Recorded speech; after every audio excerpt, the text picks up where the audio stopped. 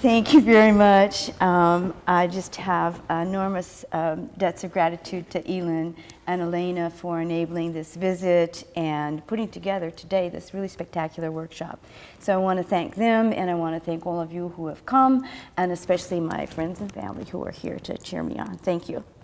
The name of the paper that I want to give today is Love of Marriage. And that has to do, as already indicated, with the ongoing decades, actually, of investigation of long histories of hierarchies and more recently, a critique of marriage as problematic in ways that we often don't think of it, given our romanticized version of it. So I am going to be reading mostly. I hope that will be accessible. Analyzing intimacy is in vogue across an array of disciplines with no clear agreement on definitions. Frequently understood as a site, a space, or scale, intimacy then figures in asymmetric binaries of global-local, national-familial, and public-private. But recent work more often aims to trouble, disturb, or disrupt, or you might say queer, intimacy understood in these ways, while exploring intimacy through studies of emotion, sexuality, subjectification, and the everyday. I find the scholarship on intimacy both intellectually rich and politically urgent, hence my interest in bringing the insights of this literature to bear on geopolitical issues, and most recently by attempting to queer the globally intimate, in particular to enrich and expand the critical promise of studying intimacy. I do so from a sense that, in spite of shared interests in intimacy, the significant insights of this scholarship are rarely brought into a conversation across disparate methodological and substantive starting points. Feminists expose power relations operating in and through intimacy that naturalize or depoliticize gendered subjectivities, practices, inequalities, and harms. Queer scholars probe the fluid intimacies of affect, desire, and sexuality, and contest the stability and politics of normalizing regimes. Postcolonial scholars query the governance of intimacy, historically and today, and racialized imperial projects and Eurocentric knowledge production. In short, and with few exceptions, the vibrant scholarship on intimacy tends to be generated by disparate research questions and written about and read by distinctive research communities. Moreover, the critical feminist, queer, and postcolonial perspectives informing and advancing work on intimacy are hardly taken up at all within mainstream scholarship. I therefore am interested in exploring the globally intimate as one way to bring related but isolated strands into more productive and politically relevant conversation, while also demonstrating the value, I would argue necessity, of taking feminist, queer, and postcolonial analyses much more seriously for critical theory and practice across all disciplines. This workshop offers an exciting opportunity for such exploration, and the papers reflect a fascinating array of approaches, enabling what I trust will be rich conversations and important insights. My own contribution features the love of marriage. I hope to show how the intimacies we associate with this institution shape today's racial politics and global inequalities. So to begin, the love of marriage, the institution, widely presumed to epitomize love, its passionate commitments, and its importance for happy couples, healthy families, thriving communities, and stable nations.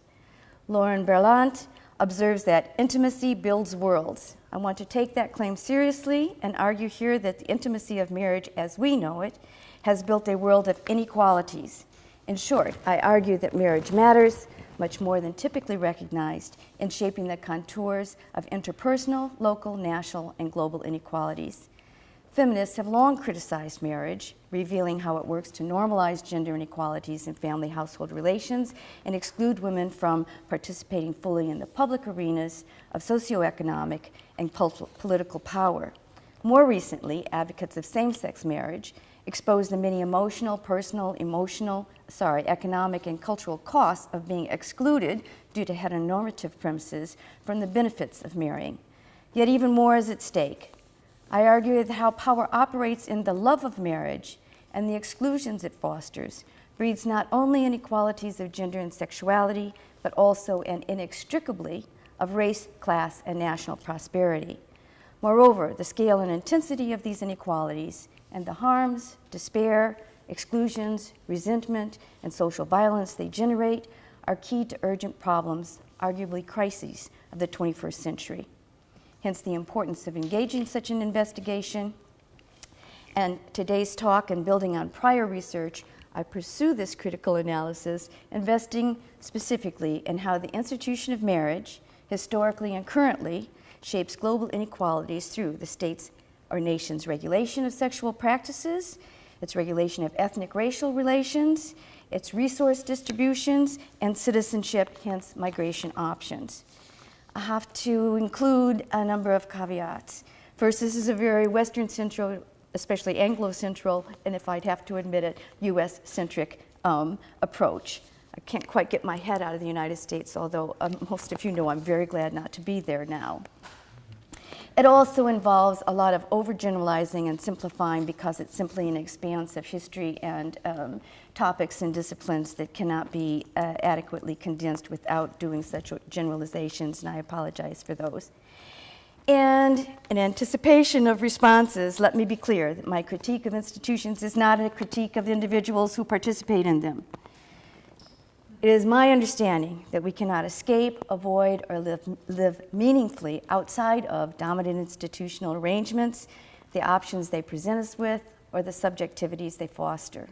My objective then is emphatically not to judge individuals, but to critically assess the political work that institutions do, to subject the givens of dearly held beliefs, loving commitments, and privileged institutions to critical scrutiny, interrogating how they work on us and through us to exacerbate inequalities.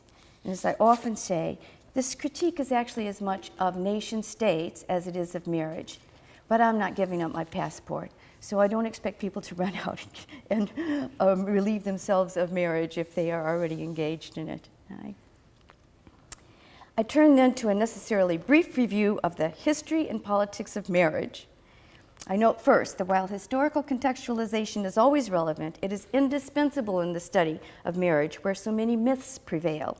Particularly resilient are sexual and familial assumptions embedded in the conventional, widely popularized, but increasingly contested story of human evolution, also known as, more popularly, the ascent of man, or even more problematically, the story of man alone. And I only have a very few slides, right? Because I think that actually they tell as much as I'm going to be able to convey in a talk. Meet the folks. These are from, if you do a Google Scholar image search, there's 5 pages of them before you ever encounter a female, right?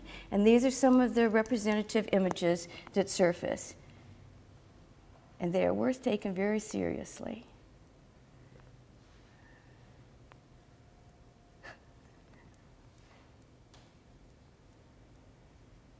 There's females in this one. You gotta love it, don't you? All right. And then this is my favorite, and we'll leave that up for the duration of the talk. And I encourage you to take seriously all the nuances in this representative image of human evolution. This familiar story of human evolution emerged in the early modern era of philosophical and scientific exploration, exploitation, and colonization, as Europeans attempted both to make sense of the differences they encountered and to justify the domination of others. That was how the Europeans responded. For present purposes, the givens promulgated by the conventional evolutionary story include that the dominance of heterosexual attraction is required for reproduction of the human species, that codification of blood relations, also known as kinship, is the requisite foundation of social formations, and that heterosexual coupling, corollary familial relations, and male dominance are evolutionary, i.e. natural developments. This popularized story of the family is pre-political and heterosexual coupling, read marriage, as the natural and necessary basis of social order is now no longer credible. Recent decades of anti-essentializing epistemologies and the critical, especially feminist research in anthropology and related disciplines present quite a different story of human evolution. And to present that story requires a long history of state making, the transition to states, both in early states and the modern era of states. And in the interest in time, I'm going to have to abbreviate that very considerably and hope that you can follow the key points. We know that modern humans have anatomically existed for several 100,000 years. So the problem isn't, or the issue is not, that we aren't anatomically modern. It's imagining how people organized themselves before the state, which was apparently in socially cooperative small groups that were adapted to their ecological niche. There was no particular reason to assume hierarchies in any claims people make about sexual relations, identities, roles, those kinds of things that we can't possibly know when there are no written records, are purely speculative. So I urge you to be suspicious of those. What is a real watershed is approximately 4000 BC when we have the agricultural revolution. And so then the domestication of plants and animals enables a really quite different scale of human organization and increasing complexity given. The defining features here include urbanization, new scales of societal organization, but the watershed that I want to focus on is state formation, because this is when marriage becomes codified, formalized, and begins to establish the categories, I would say, of binary sex, through the formalization, codification, legally backed by the powers of the state in marriage and household family relations. Cast as early state making, these processes involved centralization of economic resources and military and political authority, regulation of reproductive sexual activities through formal laws, institutionalization of stratified divisions of labor and heteropatriarchal household formations, and reconfiguration of collective identities and ideological legitimation of these transformations, because of course these transformations were resisted by those who weren't anxious to dispense with their prior arrangements. States then mark a decisive shift from more flexible kinship networks to societies based primarily on inherited property and membership claims based on property. To be successful, to actually maintain continuity over time, which was a big challenge, states must first displace allegiance to prior social networks and the claims that they have on collective property, and two, replace that with allegiance to central political authority and acceptance of new rules. Successful states show a pattern of displacing extended kinship networks by constituting smaller, we might even call them nuclear, at least nucleated, and more independent households, centered primarily on the conjugal unit, husband, wife, offspring. As the basic socioeconomic unit constituted and defined by the state, and this is repeated in modern states, these newly instituted heteropatriarchal family households facilitated accumulation processes and centralized control more generally. To foster a numerically adequate population, establish inheritable claims to property, and promote in-group allegiance, early states, very much like modern states and all states, regulated sexual relations and membership claims. And then there are points to be made about the significance of writing as an invention of early state formation and the mechanism that it affords for sedimenting, formalizing, codifying these particular categories, rules and regulations in ways that then we inherit in the modern period of state making. Several points about early states warrant emphasis. Heteropatriarchal marriage is only one among a number of possible ways to organize social relations and promote intergenerational reproduction. And as a strictly prescribed and policed arrangement, marriage did not precede, but was instituted in the resisted, contingent processes of early political centralization. One of my key arguments then is that the state, then and now, codifies heteropatriarchal marriage and thus constitutes, through that marriage arrangement, a cornerstone of regulatory practices that connect through inheritance of property, status, and citizenship claims, emerging and increasingly normalized inequalities of sex, gender, class, and insider-outsider. They're always linked. The technology of writing has important implications because of the sedimentation that we inherit then in terms of codes and categories in the modern period. But fast forward to modern period, which is cast in self-congratulatory fashion as the rise of the West. This marks another turning point, especially for the institution of marriage and its enduring implications. I want to emphasize that while patriarchal principles and gendered ideologies were taking shape in early state formation, they were largely taken for granted in the context of European state-making and its colonizing practices. The centuries in between had seen patriarchal authority and organizing principles codified and stabilized by the durability of writing. Think the Bible. These social categories and patriarchal premises were also enhanced by the spread of monotheistic religions and their gendered essentialisms, with Christianity dominating in Europe. While the features of state centralization were similar, the context of European processes was quite different, marked by, as is most familiar, converging developments in military and industrial technologies, many originating elsewhere, growth of secularism and scientific reasoning, novel economic theories, and nascent ideologies of liberal individualism, social contract, and bourgeois democracy.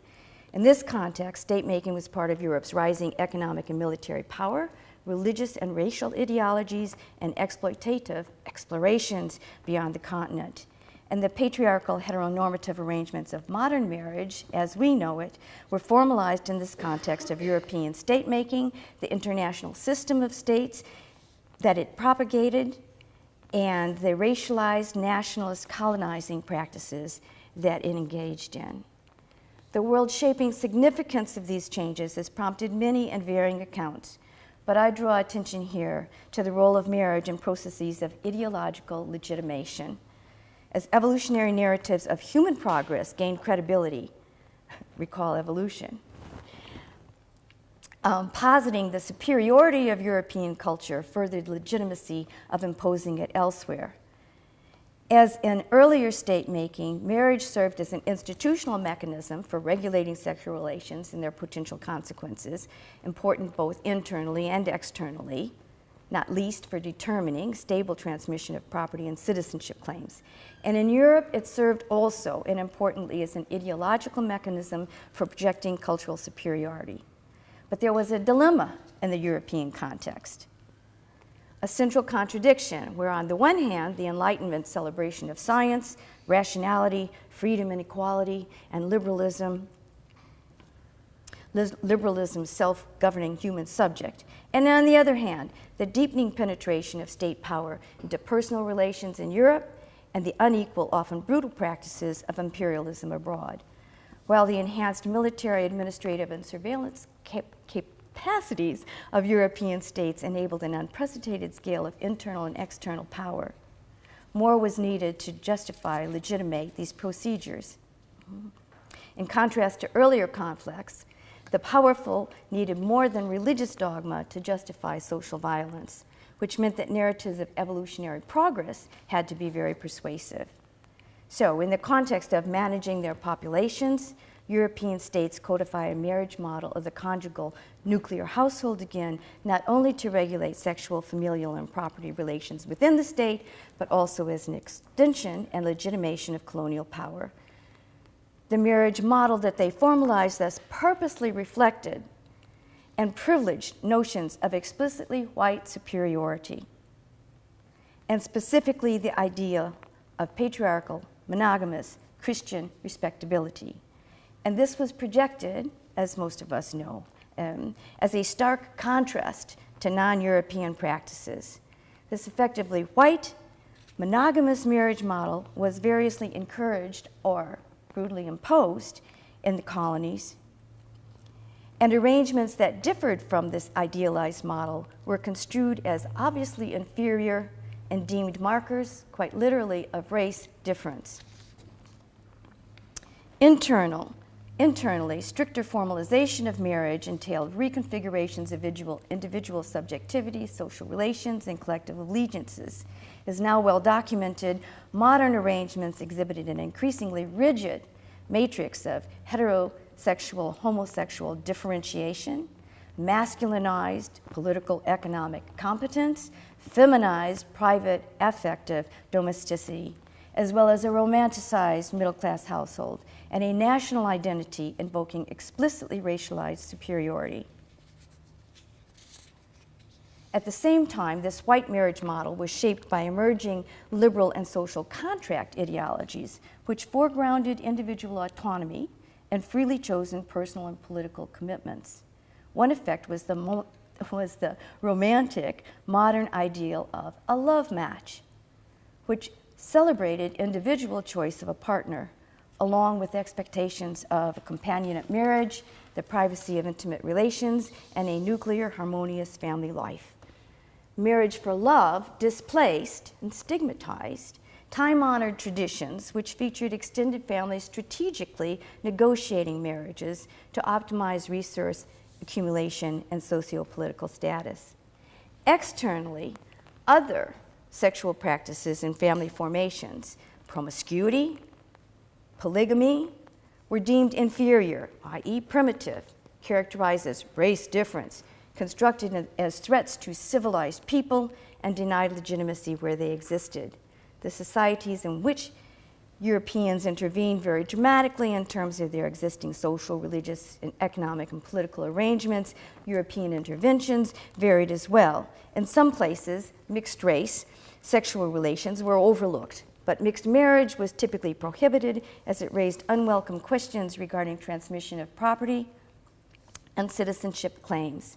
Imperialist practices were especially harsh where slavery was practiced, and in settler colonial states where indigenous people's sexual and familial practices were typically deemed egregiously primitive and their children often displaced from parental homes.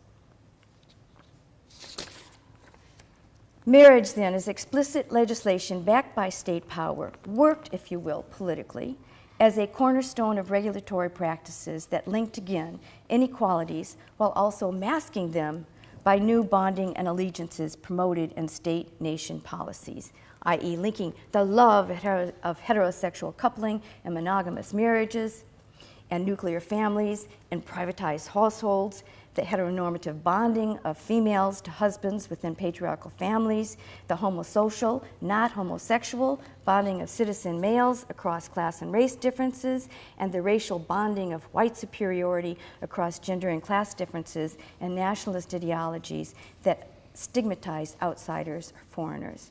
Moreover, the significance of these positioning statuses elicits passionate commitments not only to the love of marriage, but also to exclusionary practices of state citizenship and nationalism.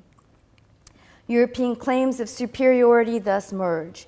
Respectable marriage builds healthy families and prosperous nations. Scientific knowledge builds better technologies that ensure industrial growth and military might. And better political theories produce bourgeois democracies based on consent, not primitive beliefs, brute force, or religious dogma. These conditions appeared to place Europeans at the peak of human evolution, thereby justifying their right to rule over others, indeed suggesting a moral obligation to save others, presumably from themselves. Moreover, claims of superiority warrant protection, especially from possible dilution of what was understood as racial superiority. Therefore, it was common for social mixing of races to be restricted, interracial marriages prohibited, and eugenic programs to be variously implemented in pursuit of sustaining evolutionary progress. My larger research project attempts an encompassing critique of marriage from feminist, queer, post-colonial perspectives. Today, I want to conclude by focusing on marriage in relation to racialized nationalities and nationalisms and global inequalities. While the illimitable personal, social, and systemic effects of racism are not reducible to marriage practices, I contend that they are inextricable from them. And there are a number of examples that I have identified. I'll review some of them. I emphasize here how marriage matters in racial dynamics that continue to stigmatize particular groups and shape their lived experience of discriminatory practices and devalorize sexual and/or familial relations. Probably the most extensive and damaging are racialized stereotypes that continue to pervade popular entertainment, cultural media, economic policies, news reporting, and stories of human evolution. Racialized others are readily demonized as insufficiently civilized, untrustworthy, lazy, incompetent, and especially incapable of, read sexual, self-control, expected of the modern, liberal, self-governing subject. I've spent a lot of time in Africa, and I find it always very distressing that the broadcast depictions of Africa almost exclusively as a basket case, right? Whether it's recurring crises, coups, wars, atrocities, devastating famines, human need for humanitarian aid, uncontained epidemics, and more generally, stereotypes of black sexuality, right? Unconstrained, loose, licentious, the hypersexualization of black bodies, and the stereotypes of people too ready to engage in sexual relations irresponsibly and/or to engage them not for love, but for money. In Africa and elsewhere, non-monogamous marriage-family relations are read as backward and illiberal, exhibiting the oppression of their females in various ways that prove their inferiority compared to actually unrealized Western ideals of democracy. Women then become pawns, as we know, who need rescuing in geopolitical games. And how often does the topic of arranged marriage evoke disdain among those who favor the idealization of romance and who readily stigmatize these arranged practices as backward, specifically perpetuating marriage as an economic exchange rather than partners chosen on the basis of love. This is as if our marriage practices and our relationships in coupling and household formations had nothing to do with economic conditions and statuses. Earlier and continuing legal restrictions formalize and publicize the nation's racial politics, sometimes with the explicit objectives of maintaining race purity while also essentializing race difference. States perpetuate categories of race difference through, for example, designations on birth certificates, blood tests, census records. Whatever their intended purpose, whenever categorical race difference is highlighted, it feeds notions of unbridgeable, similarly unmarriageable, unassimilable differences, and fuels fears of diluting white racial purity. Racism is especially visible in the United States, with slavery and its legacy of Jim Crow discrimination, the pathologizing of black families, and state interventions through child custody and economic welfare policies.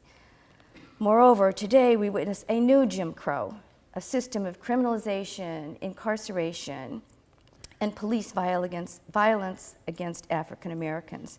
In multiple ways, these conditions actually preclude the viability of the European love match and the family model among African Americans, and at the same time stigmatize the survival and mutual help arrangements these besieged communities have developed as coping alternatives.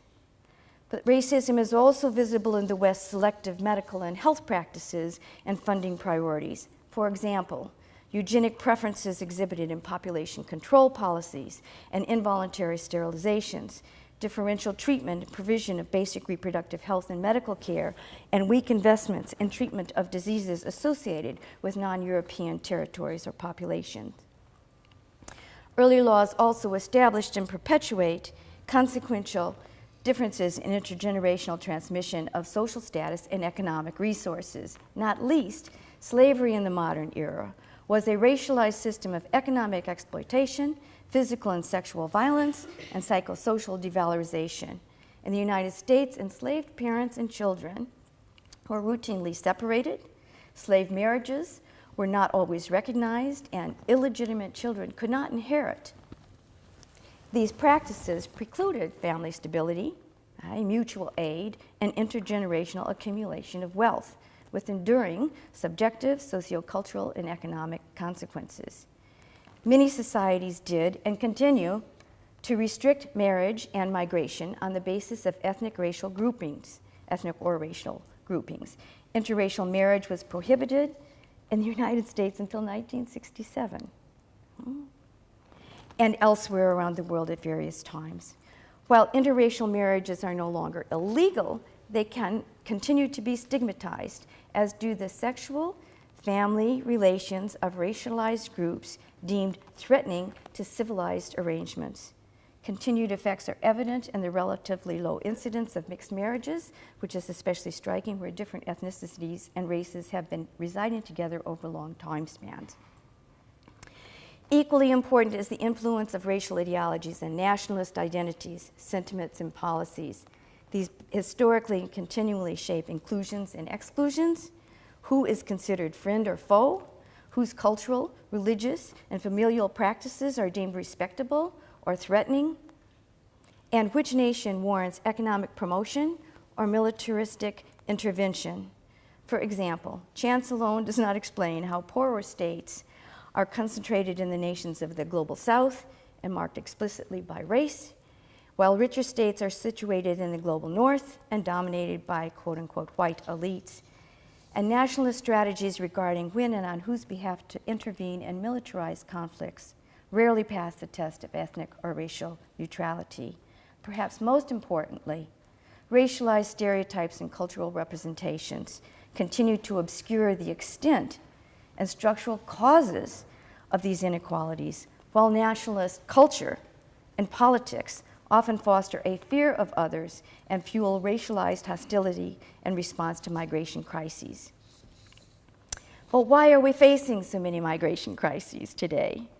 While militarized conflicts play their role, my focus here, and very close to concluding, is deepening economic inequalities, which historically and today are significant drivers of migration. In contrast to race issues, the economics of marriage are frequently examined due to the multiple effects of transmitting property across generations. Inheritance begets continuity of economic stratifications, which presents structural obstacles to improving one's options. Upward mobility is relative and overrated, and migration is currently very much restricted. These arrangements of inheritance shape enduring inequalities as state policies regarding age, sex, race, etc. shape not only who can marry who, but how, through inheritance, taxation, welfare, and family law, economic and other resources are accumulated and distributed. These important economic dynamics in my early and these important economic dynamics feature in my early and ongoing research. But here I'm interested in the less familiar, and I believe very much under-theorized, but closely related issue of how racialized marriage features in economic inequalities between nations. Quite simply, since the late 19th century, richer states of the North have gotten much, much richer, and most poorer, racialized states of the South remain relatively poor. Today, inequalities between nations are greater than within them. So much so that the poorest 5% of workers in the United States earn more than 60% of workers worldwide, with wages 35 times for an unskilled worker in the United States, 35 times more than those of a poor Ugandan.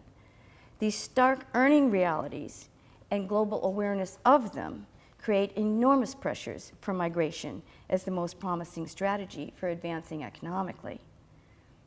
I also note, which is unfamiliar to a lot of people, the seismic shift across centuries of capital accumulation.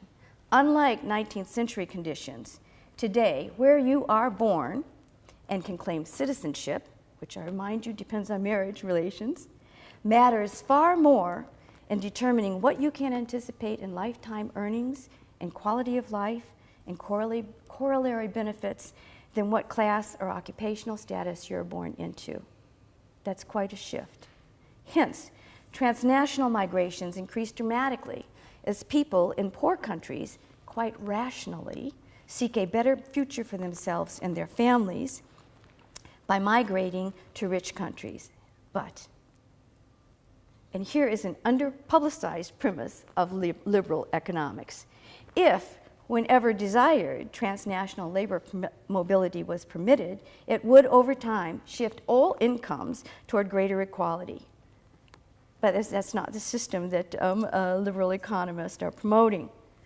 Migration options are rather severely constrained.